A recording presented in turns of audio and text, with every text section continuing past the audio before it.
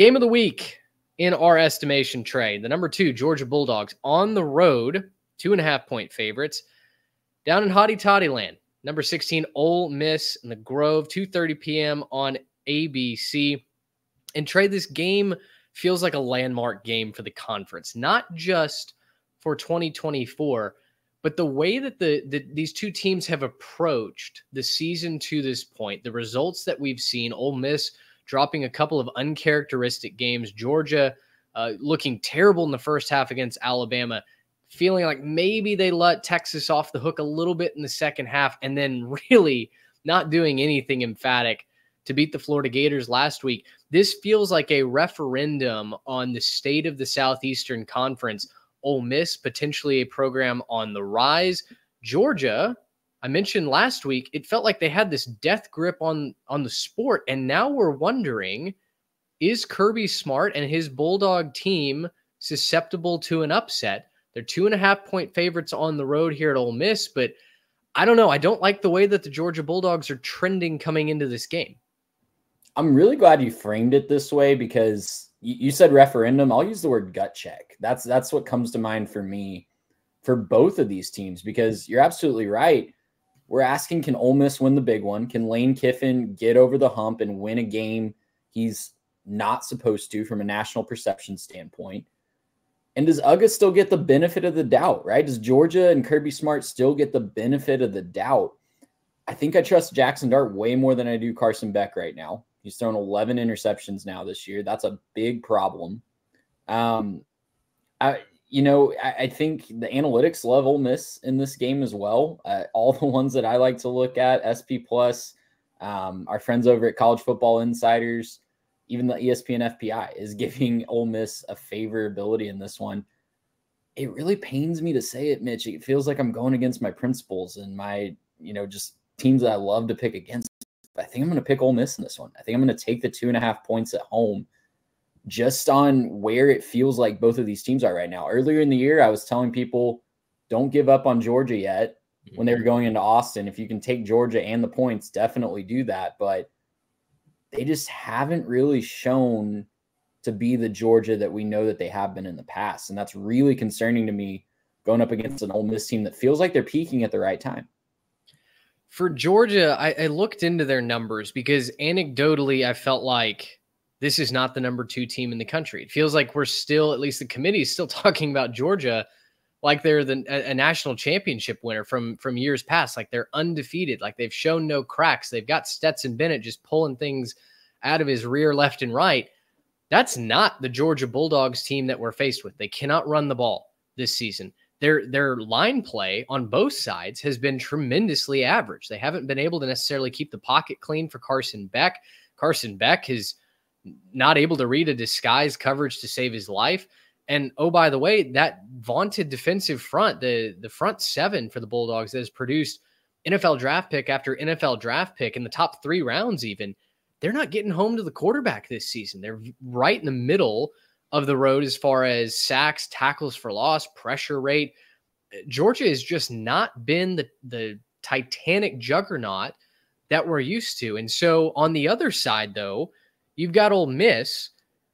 Ole Miss is not known for winning these big games, right? Lane Kiffin is 3-15 versus top 10 teams in his career. He is known to be a choke artist in the biggest of circumstances. Part of that has been that his teams have not always been able to withstand the physicality test, right? And we saw this a couple of seasons ago when Ole Miss got blitzed by Georgia. Ole Miss came in with all the momentum. It felt like, okay, this is the time that they can get the dogs.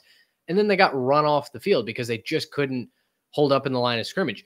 This year, it feels a little bit different. Not only because Georgia doesn't have an elite defensive line, but also because Ole Miss's defensive line is the best in the country at stopping the run. They are the ones causing havoc plays. And so you give me that. You give me Ole Miss at home. And like you said, Jackson Dart, I don't love Jackson Dart every weekend. I think he's sometimes very hot and cold.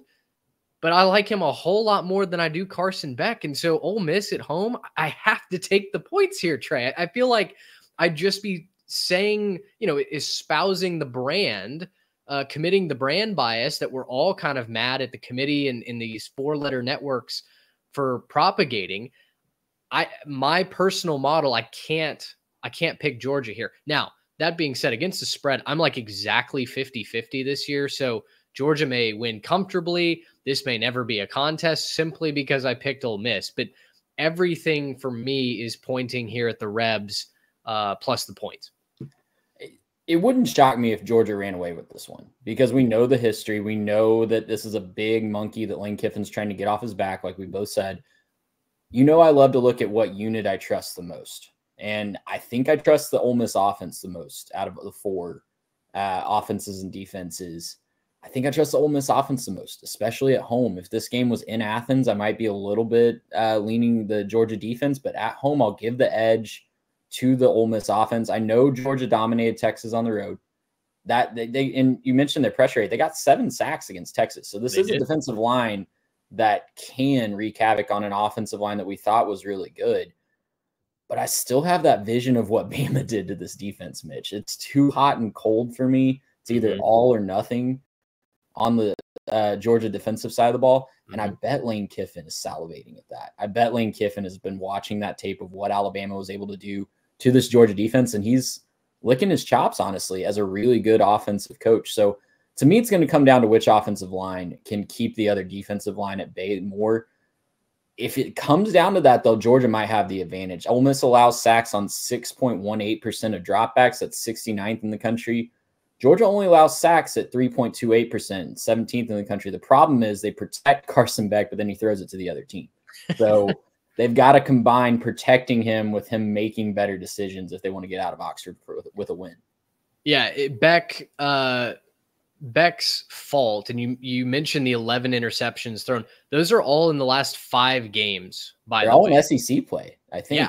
Yeah. He's not held up well against that uptick in competition. He's not been able to read a disguise defense. If you are dropping a linebacker or moving a safety in coverage, you show cover 2 man and it's cover 3.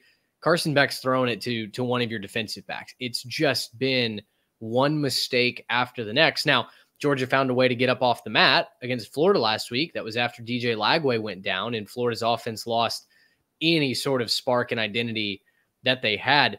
The other thing is DJ Lagway in that Florida wide receiver room, they were finding some openings against the Georgia secondary. Malachi Starks got caught with some bad eyes a couple of times. He gave up that big touchdown that Lagway threw right over his head, just basically got greedy and took one step too many towards the box. So if Ole Miss and Lane Kiffin can throw a little razzle-dazzle into it, that's kind of his MO. I think Ole Miss absolutely has a legitimate case to win this game. Again, Georgia could run away with it. I do struggle to see how Georgia would run away with it. I feel like the margins are a lot tighter this year between Georgia and Ole Miss than maybe in years past. The Rebs are not just all speed and flash like they've been in years past. They really do have some physicality to that game.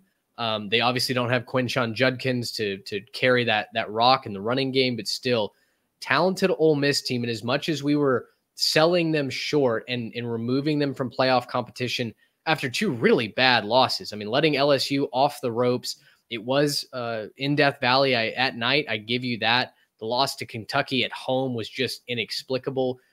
But Ole Miss looked like they found something against Arkansas last week. And I think bettors would be wise to take that into consideration.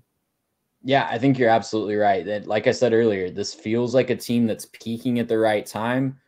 And Georgia feels like a team that can turn it on, but you're going to be asking, will they, every single week? So I last week did a lot of hits to my confidence in Georgia, the way they played against Florida. I think if DJ Lagway stays healthy, they lose that game. And I don't think that's saying anything really controversial. Gracious, how about